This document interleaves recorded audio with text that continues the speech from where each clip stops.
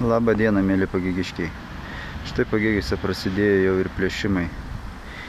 Vieno garažo savininkai savaitgalį išvykę buvo, sekmadienį grįžę rado savo garažą išplėštą. Kaip minėjo savininkai garažo, vertingo nieko nebuvo, tad niekas ir nepavogta. Bet ieškoti jau bandyta.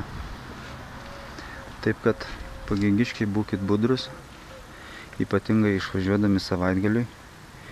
Turėkite omeny, kad jūs galite įkoti plėšikai. Nesigirkite per daug niekam, kad išvykstate ilgesniam laikui, kadangi laikai sunkus Lietuvoje, tai bet kas gali sulaukti nelauktų svečių naktį. Ir aš siūlyčiau mums visiems Pagėgiškiams pagalvoti apie savisaugos būrius, kurie galėtų mums padėti apsisaugoti nuo panašių atvejų.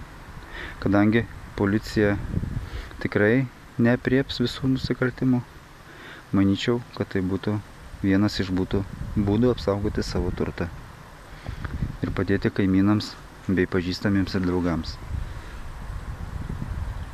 Tad būkite budrus, mėly gyventojai, išvažiuodami ir apskritai manau, kad artėja tokie laikai, kad tokių atvejų gali padaugėti.